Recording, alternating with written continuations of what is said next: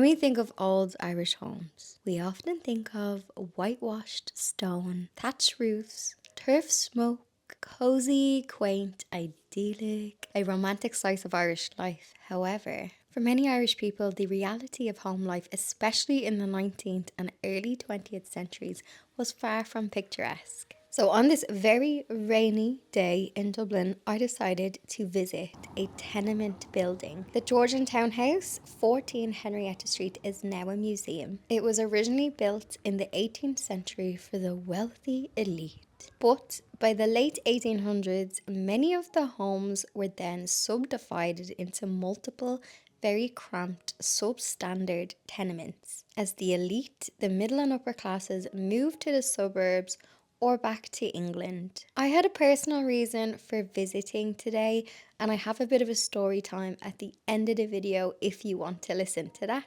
But I wanted to share the reality of what it was like to live in a building like this, and also what the interiors really look like.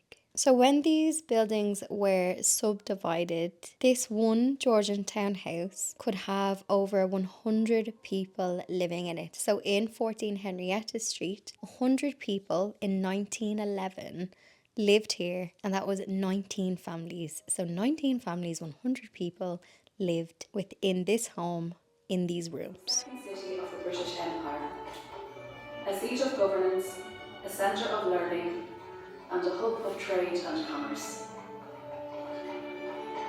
Its spacious streets were lined with magnificent buildings, playhouses, clubhouses, theatres and parks, lofty terraces set around elegant squares, all monuments of wealth, power and privilege. Yet beneath this gorgeous mask lay another face of Dublin. On bustling side streets, barefoot children begged as hawkers and buskers plied their wares. Narrow alleys were haunted by vagrants and villains, and the city's charities were overrun with orphans, widows and young women heavy with child.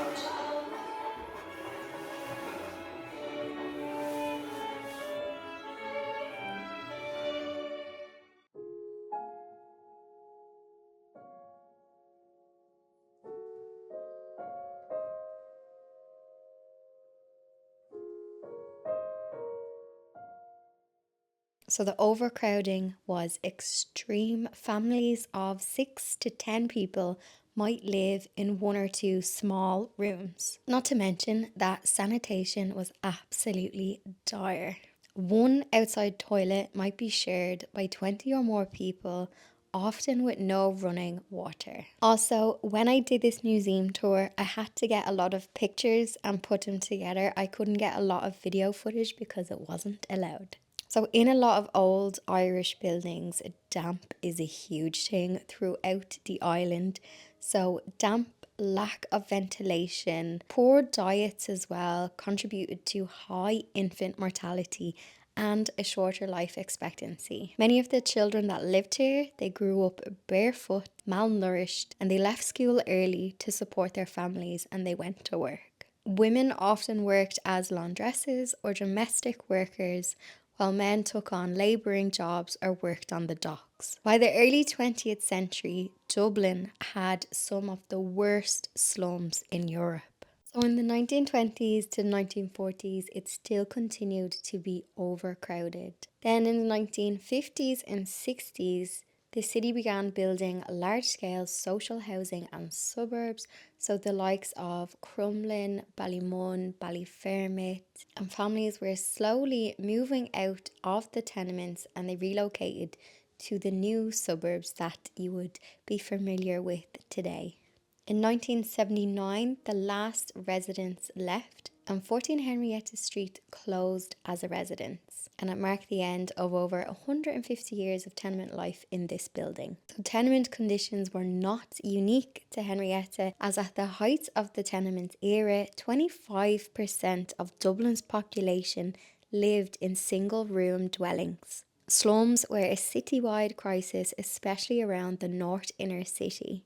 And many iconic Irish figures, writers, politicians, artists came from or wrote about the tenement background. And plays like Sean O'Casey's The Plough and The Stars captured the reality of working class Dublin. So now for some of the interior, so the decorating.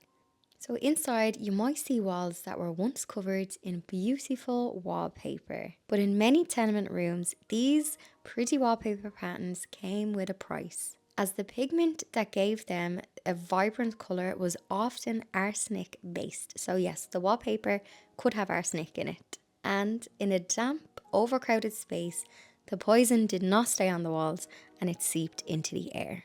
And then add in lead-based paint, mould, poor ventilation, and it becomes clear. These homes weren't just uncomfortable, they were actively dangerous. When you come to the end of the tour in Henrietta Street, you get to come into this room that is staged and set up like a tenement dwelling. So walls have been put up to separate the small kitchen. There's a bedroom area, the dining and living space, so you can see how tight and cramped it is. There's also a bed in this area as well. Yeah, they managed to pack in a lot. This is an absolutely beautiful display if you do go to see this and do the tour. You may also notice that on the beds there is a coat laid on top of them. This is because that was their duvet, that was their buttoned blanket as it was called.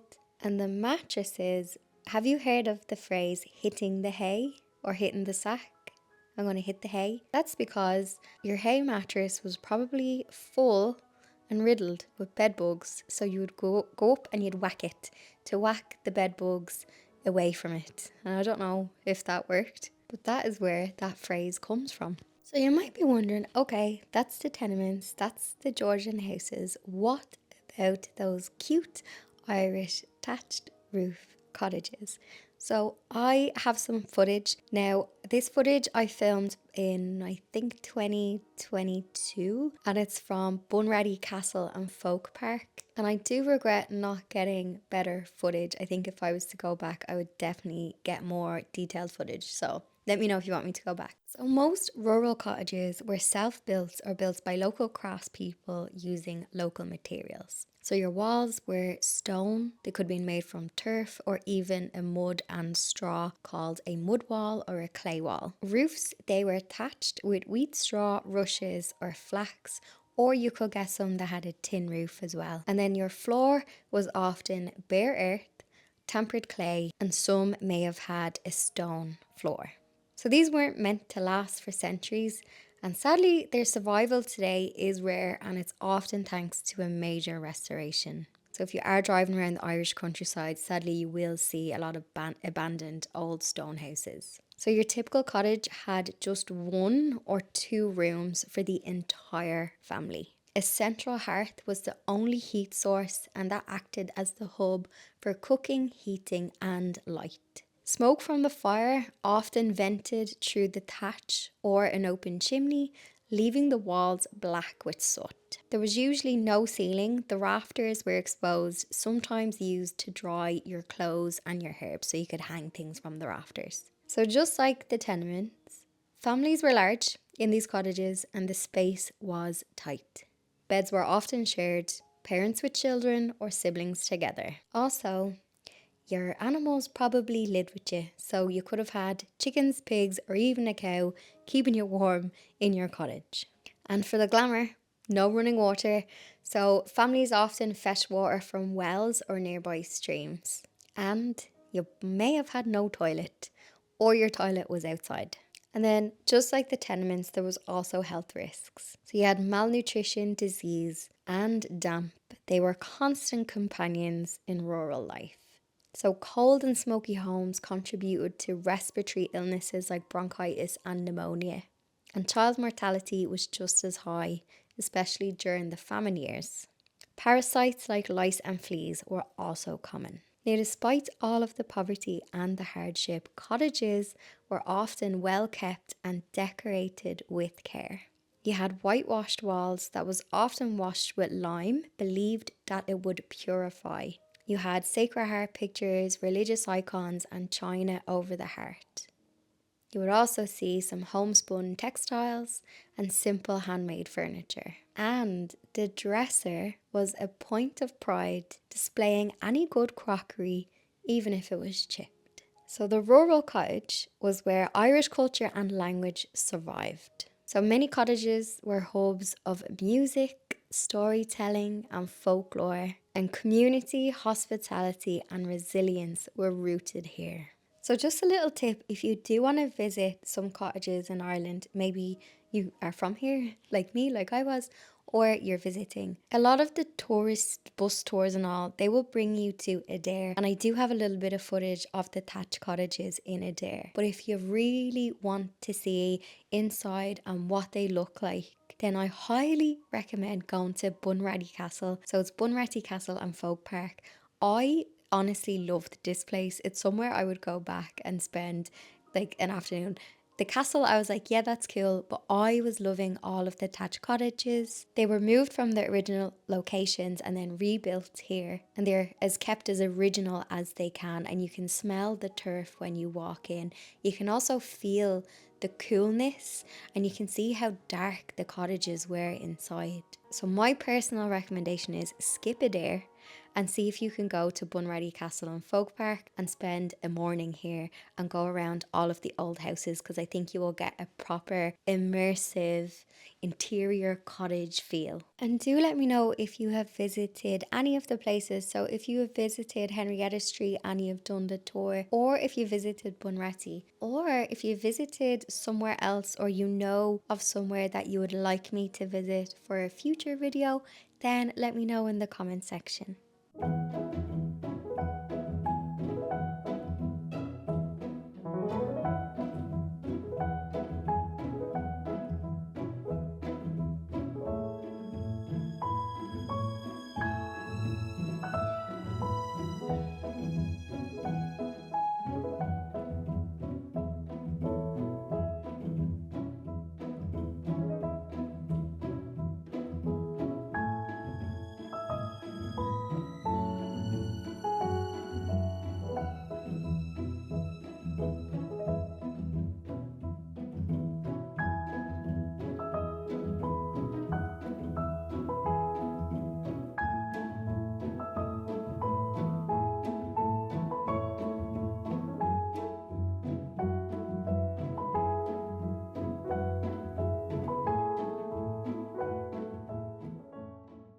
Lads, the rain.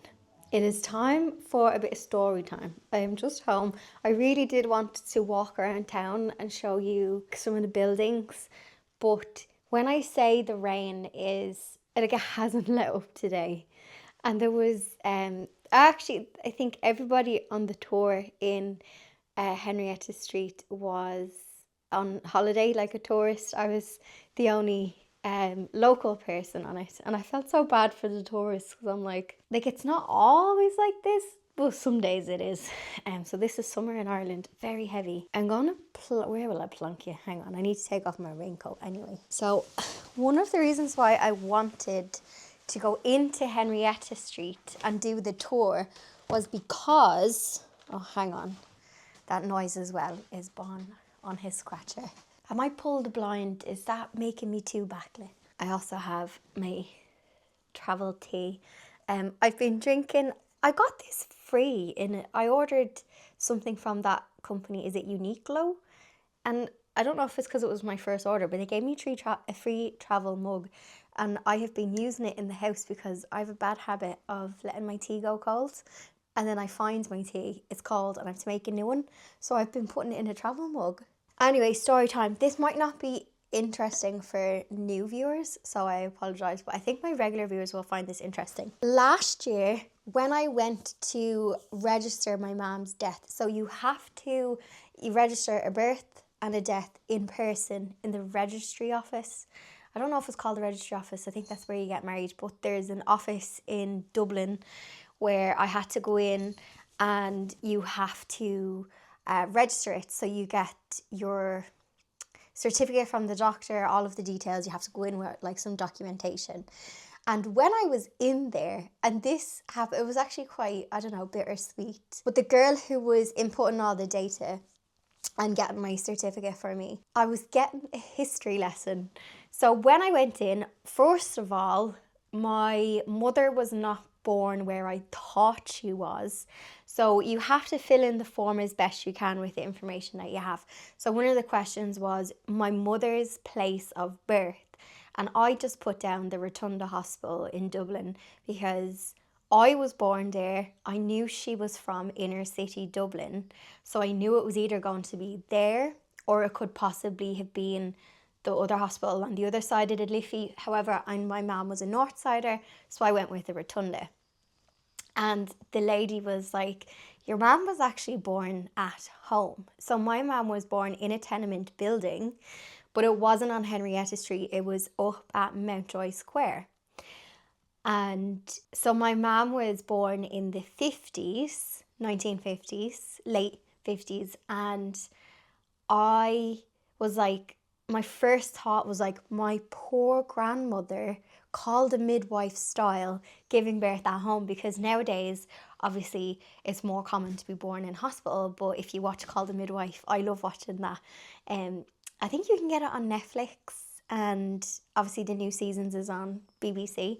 But anyway, hospital births were not really a thing until like the 1900s. It was all like home births and stuff.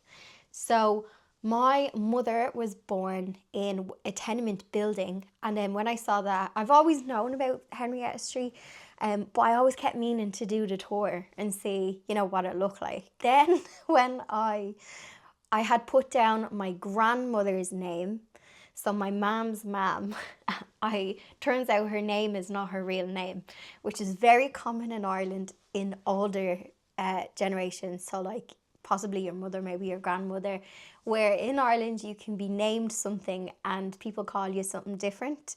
So you could have like an uncle and his name is James and they call him Mick, or they have nicknames. I don't know why, but when I was in registering, the lady doing it, she was like, this is really common, especially with grandfathers and grandmothers, that you might think their name is one thing and then you get in there and their actual name on their birth cert is different. So that was another fun fact.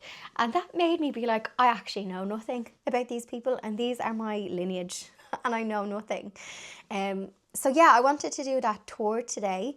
And then I don't know what tenement style my mother was born in, because my grandmother had, I don't know how many pregnancies she had, because obviously it was really common, especially like early 1900s for infant deaths. So I would have to go down a rabbit hole for that. But yeah, I don't know what year they moved out to the suburbs, because basically that was the thing. Everyone moved out from the tenements. They could have gone to flats or they went to suburbs. So that's how my mum ended up coming out to the suburbs of Dublin, and that is where she met my dad. So my dad was not, he was the opposite. So my mum was inner city and my dad was county Dublin, and his side goes back more inland. So doing a bit of digging on his side, it links to like Kildare and Meath, but like close to the county Dublin area.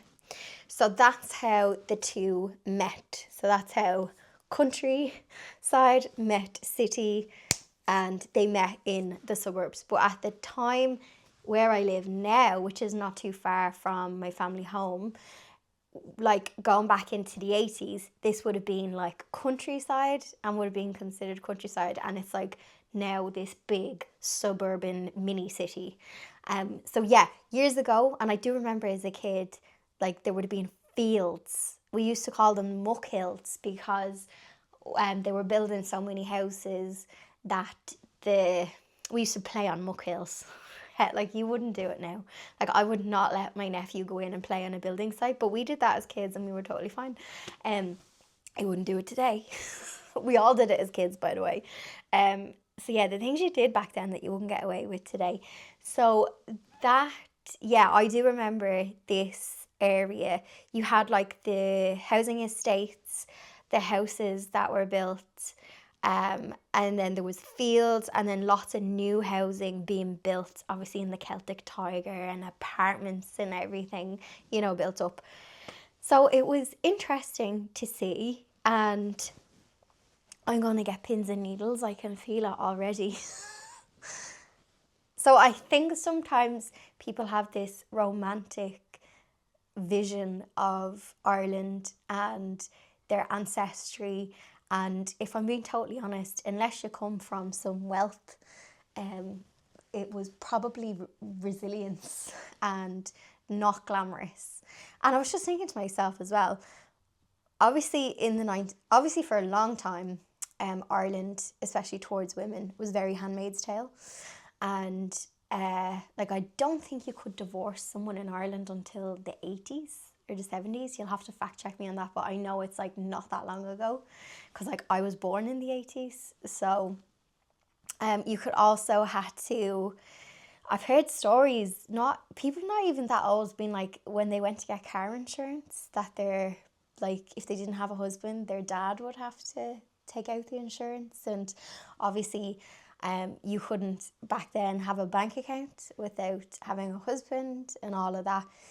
And the women were putting in the graft, had side hustles and were raising families. So when I was looking at those houses today, they're the tenement, they had a little room set up to how it would have been back then. I was if my grandmother was around today, would probably be considered so, not wealthy, but as in financially wealthy, but as in, I'm the first one in that line who didn't have to marry because she needed a man for a bank account, or she couldn't own a business, she couldn't own property because you needed a husband. So I'm the first one in that line who has property, a business, and my own bank accounts by myself, and doesn't have a co-sign on it. And I also don't have to, I have the privilege of marrying for love. Not saying that the women down my line didn't marry for love. However, from stories, a lot of people married because they kind of just had to, if they wanted to get the old ride. It was a big sin. You end up in the mother and baby home if you did that out of wedlock. If you're interested in some movies about Ireland and that kind of topic, I think watch Angela's Ashes. That I think was set in Limerick, and it's a sad film, but there's great Irish humour in it. And my nephew recently made his communion, and there's a scene in the movie, I won't ruin it, where the young fella in the movie also made his communion. And I remember joking about that to Siobhan, his granny, when we were in the church. I was like, no, I hope he doesn't do what the little fella does in Angela's Ashes with his communion. And the other one, I don't know the name of it. It's going to be a difficult watch. Let me grab my phone because I really want to get the proper name of these next two movies. These two movie recommendations, and I do have pins and needles in my feet, so I apologise for fidgeting. Hang on, I moved it. Okay, the first one, made in 2002, The Magdalene Sisters. It might be a difficult watch, so just a trigger warning. And my mum went to a school ran by the nuns that was something to do with the Magdalene Sisters. I remember watching that movie as a teenager with her, and she was left-handed, and back then being left-handed was, I don't know if it was a sign of the devil or something, but a lot of people got bet or whipped so that they would write with their right hand. So, and that, when you think about it, wasn't that long ago. You're probably talking in the 60s and the 70s, probably in the 60s. Because I think as soon as she was a teenager, she was working in the factories. So the Magdalene Sisters, trigger warning, it could be a difficult watch. And then a new movie, I watched this last year when it came out. It's Cillian Murphy is in it, and it's called Small Things Like These. And its cinematography is beautiful in it. I think it's set in Limerick as well. Actually, that's a movie I would watch again for the cinematography. So those three films. So we've got Small Things Like These, the Magdalene Sisters, and Angela's Ashes. If you want to go down like an Irish binge, Irish movie binge, I think you will enjoy those movies. And the last one I mentioned, that one with Cillian Murphy, if you love, yeah, just the cinematography. I don't know how it was. Some people, one of my friends watched it and she's like, it was so slow. But I watched it and I was like, but the cinematography was so beautiful. So yeah, there's my little history lesson. I am a museum nerd. I find it really interesting and fascinating. And the older you get, time is like not that long ago. So when I was a kid, things were like, oh, that was that was donkeys years ago. That was centuries ago. Like, but then you get older and you're like, that actually wasn't that long. I think it's when you become the age that they were, you know. So I'm like, yeah, 1950s wasn't that long ago. And also, if you want like another nostalgic watch, which is not too heavy, Call the Midwife. So Call the Midwife was set and popular in London. And I think the season 1 is in the 40s, and then the last season, I think the current season that they're in is this mid 60s, isn't it? Going into the 70s.